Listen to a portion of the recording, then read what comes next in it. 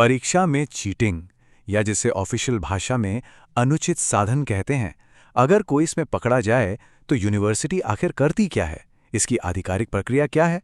चलिए आज इसी प्रक्रिया को परत दर परत समझते हैं, सीधे नियमों के हिसाब से। जरा सोचिए, एग्जाम हॉल का सीन है, चारों तरफ पिन ड्रॉप साइलेंस और अचानक एक निरीक्षक आकर सीधे डेस्क पर खड़ा हो जाता है। उफ, वो जो टेंशन वाला माहौल होता है ना, उस पल में असल में नियम क्या कहते हैं, एग्जैक्टली होता क्या है, आइए इसको आगे समझते हैं। तो सबसे पहले बात करते हैं उस एक्शन की जो ऑन द स्पॉट उसी एग्जाम हॉल के अंदर लिया जाता है। ये प्रक्रिया का कह सकते हैं पहला और सबसे तत्काल चरण है। तो देखिए, प्रक्रिया बिल्कुल साफ और तय है। जैसे ही कोई शक होता है, निरीक्षक सेंटर सुपरिटेंडेंट को सूचित करता है। फिर छात्र की ओरिजिनल उत्तर पुस्तिका और जो भी संदिग्ध सामग्री मिली है उसे जब्त कर लिया जाता है। लेकिन एग्जाम वही नहीं रुकता, छात्र को एक बिल्कुल नई उत्तर पुस्तिका दे दी जाती है ताकि वो अपना पेपर जारी रख सके। और हाँ, दोनों उत्तर पुस्तिकाओं को यूएफएम रिपोर्ट के लिए खास तौर पर मार्क किया जाता है। मतलब शक के बावजूद एग्जाम पूरा करने का मौका मिलता है। और एक बहुत महत्वपूर्ण बात यहाँ पर, इस पूरी कार्यवाही में जो भी कीमती मिनट खर्च होते हैं ना, उसके लिए कोई अतिरिक्त समय नहीं मिलता। घड़ी टिक टिक चलती रहती है। इससे उस स्थिति का दबाव, आप जानते हैं, और बढ़ जाता है। अच्छा, तो एग्जाम हॉल में जो होना था वो हो गया। इसके बाद मामला जाता है औपचारिक जांच के चरण में।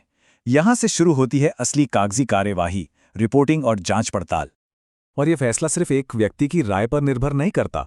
एक प्रॉपर औपचारिक केस बनाया जाता है, जिसके लिए वहां मौजूद सभी मुख्य अधिकारियों से लिखित बयान लिए जाते हैं। जैसे कि जिस निरीक्षक ने पकड़ा, परीक्षा केंद्र अधीक्षक और विश्वविद्यालय का जो पर्यवेक्षक होता है उनसे। और हाँ, छात्र को भी अपना पक्ष रखने का, अपना बयान देने का पूरा मौका मिलता है। और ये बिंदु छात्र के अधिकारों के लिए बहुत जरूरी है। नियम बिल्कुल साफ है कि किसी को भी बयान देने के लिए मजबूर नहीं किया जा सकता। अगर कोई छात्र चुप रहना चाहता है तो ये उसका अधिकार है। ऐसे में बस इस बात को रिपोर्ट में नोट कर लिया जाता है। सिंपल। तो ये सारे सबूत, जो भी सामग्री जब्त हुई थी और सबके बयान, ये सब भेजे जाते हैं एक खास समिति के पास। इसे कहते हैं यूएफएम समिति। यही समिति पूरे मामले की शुरू से आखिर तक जांच करती है और फिर तय करती है कि आगे क्या कार्रवाई की जाएगी। तो चलिए अब आते हैं इसके सबसे अहम हिस्से पर, सजा। देखिए, सजा सबके लिए एक जैसी नहीं है। ये बिल्कुल एक सीढ़ी की तरह है। जैसे जैसे गलती की गंभीरता बढ़ती जाती है, वैसे वैसे सजा भी सख्त होती जाती है।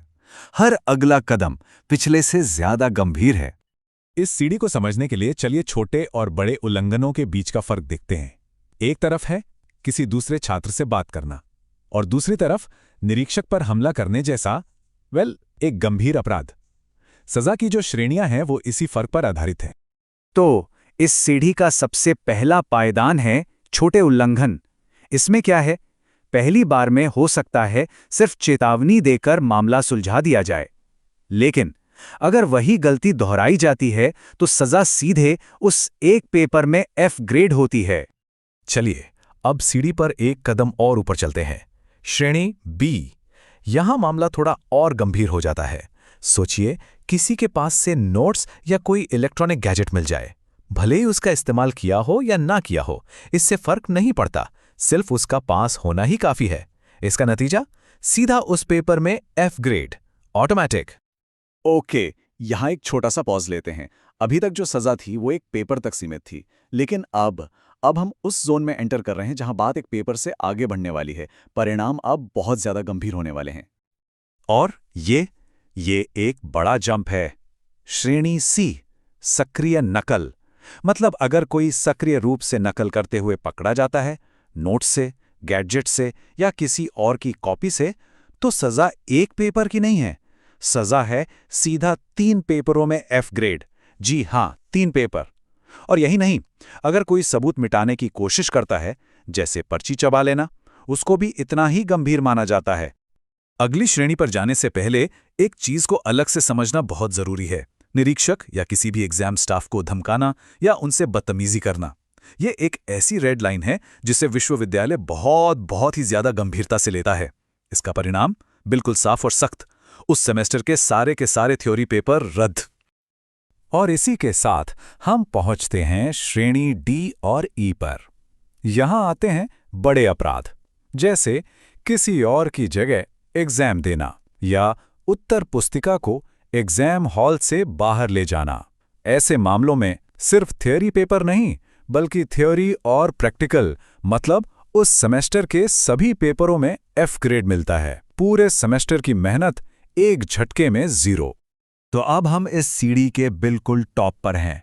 यहाँ आती है आखिरी सज़ा, जो सबसे ज़्यादा सख्त है और एकेडमिक करियर के लिए कह सकते हैं सबसे नुकसानदेह है। श्रेणी F। इसमें सिर्फ 2 ही अपराध आते हैं और दोनों ही एक्सट्रीम हैं। पहला, एग्जाम स्टाफ पर शारीरिक हमला यानी हाथापाई करना, और दूसरा, एग्जाम सेंटर में कोई हथियार लेकर आना। इसका नतीजा, पूरा शैक्षणिक वर्ष रद्द, मतलब पूरा साल दोहराना पड़ेगा, कोई और विकल्प नहीं।